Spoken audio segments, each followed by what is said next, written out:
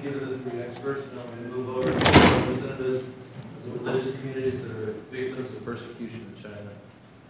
I want to start with the Uyghur Human Rights Project, co-sponsoring this lunch. It's Nury Turkel, right? Am I saying that right? This one? It's working. Is it? Sorry, how about now? Sorry. That's fine, yep. You can sit here and use these microphones or speak up here, it's up to you. But we're going to go with Nury Turkel first, the Human Rights Project, then we can go with Larry Liu, Dr. Larry Liu, Falun Gong, and then we'll go with Zhen Qing of Church of Almighty God, and then we can have a discussion about solutions. But first to you, Nury.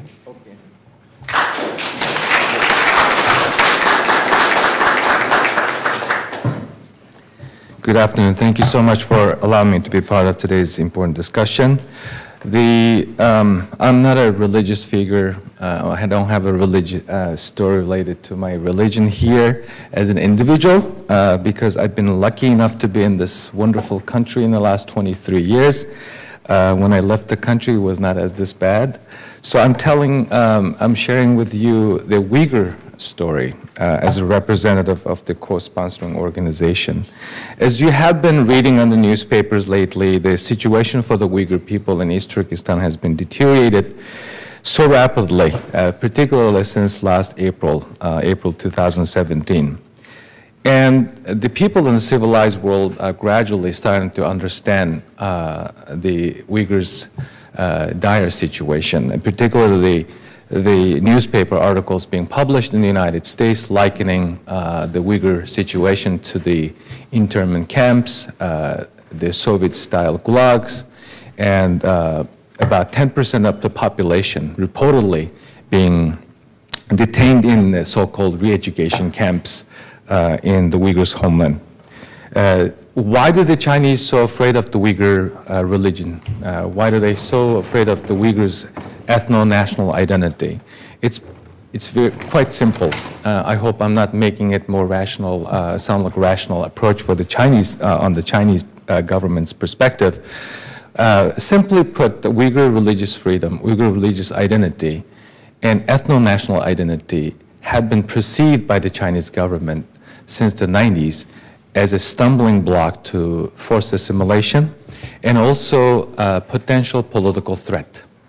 So the existence of the Uyghur identity, the daily practices of Uyghurs, peaceful religious practices, have been seen as a problem. Chinese have used what's called a carrot and stick in the 80s, allowed some mosques to be built and allowed some religious freedom. But since the collapse of the Soviet Union in the 90s, and particularly since 9/11, Chinese government have opportunistically used the war on terrorism as an excuse to crack down on Uyghurs' religious freedom. Let's move forward to the events taking place in the last year and so.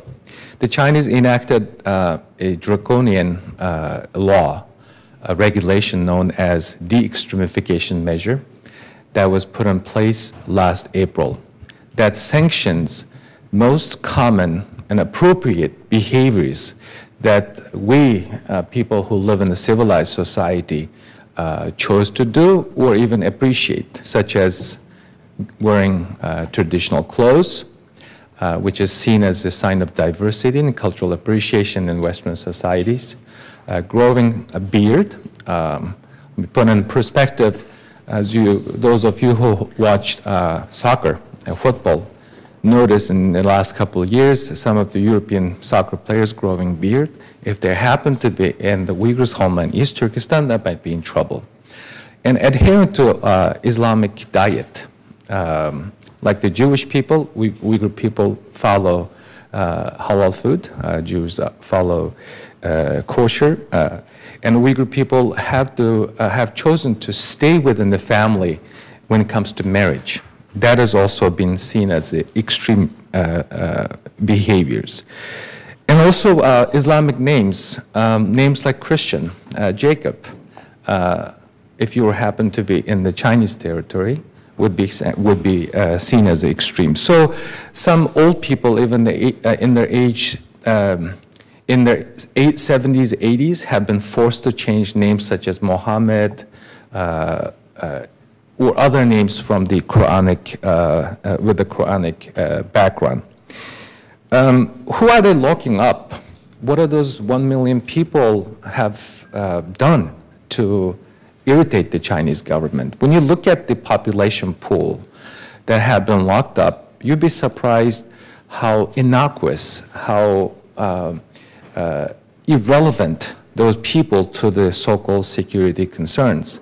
We've seen 80-some years old Islamic scholar, once upon a time praised and promoted by the Chinese government and asked to translate Quran from Arabic to Uyghur. And we have the university presidents, a director of FDA equivalent in East Turkestan, soccer player, one of the rising soccer player, 19 years old guy who played for the Chinese soccer team, had been detained. His crime was to travel to Spain for training with Lionel Messi. And watching the recent soccer World Cup, watching the French team, it reminded me of Chinese struggle to get into the world stage in the football. Yeah, they should look at the Uyghur side. There are so many talented people, and yet they're locking up one of their national rising stars in prison. And also, who else are being locked up?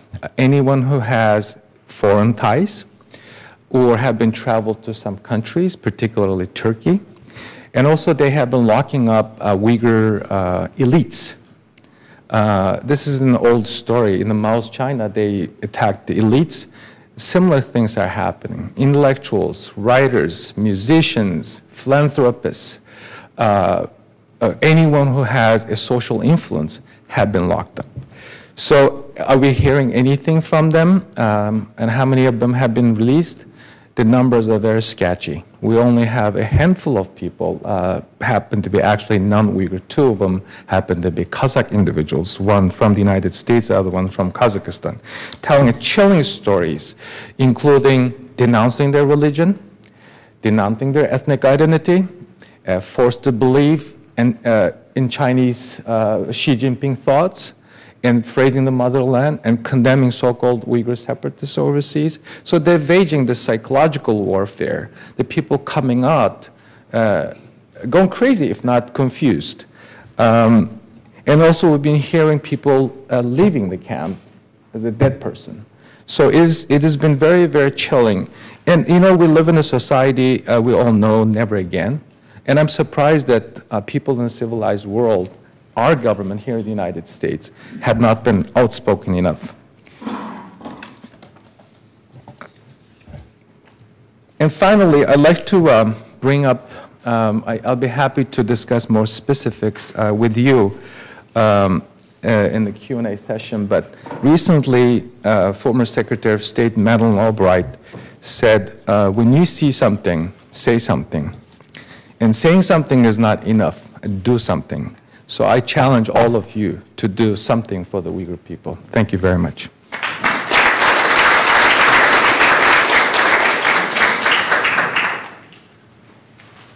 Thank you very much, Dr. Liu.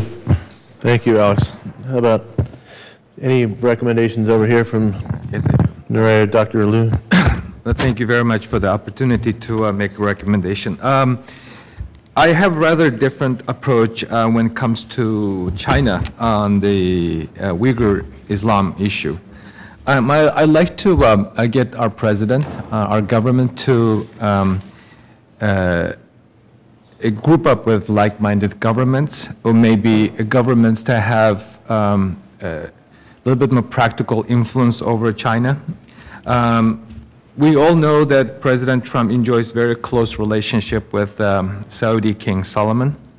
And King Solomon almost have the type of influence that one might imagine when it comes to Muslim people's religious freedom in China.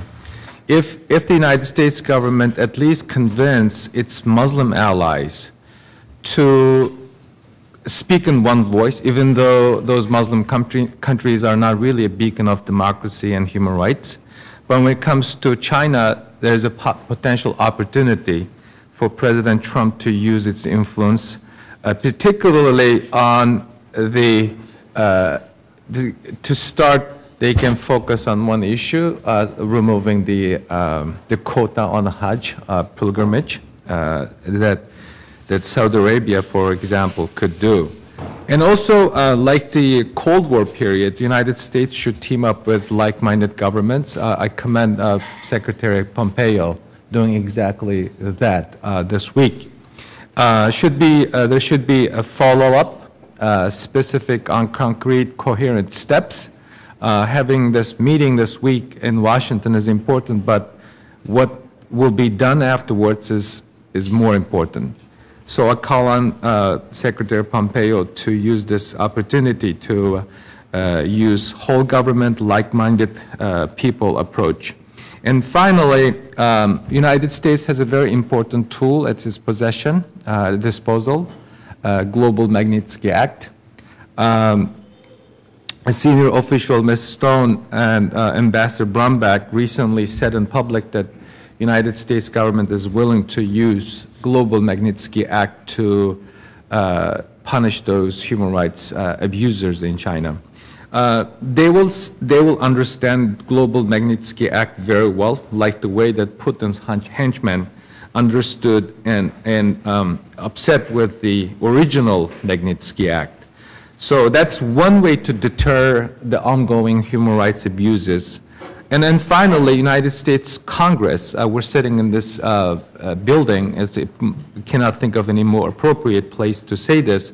I am disappointed, as many as my fellow Uyghur Americans have, that the United States Congress, even though it's been almost 2 years since this mass incarceration has taken place, have not even issued a resolution. A single resolution, if it's not a concurrent resolution, is a possibility. We have already a very powerful statements being made by Senator Marco Rubio and others. It is urgent, and it's time to do at least a resolution, if not a binding legislation to give mandate to the administration to do more specific steps. Thank you. Dr. Liu?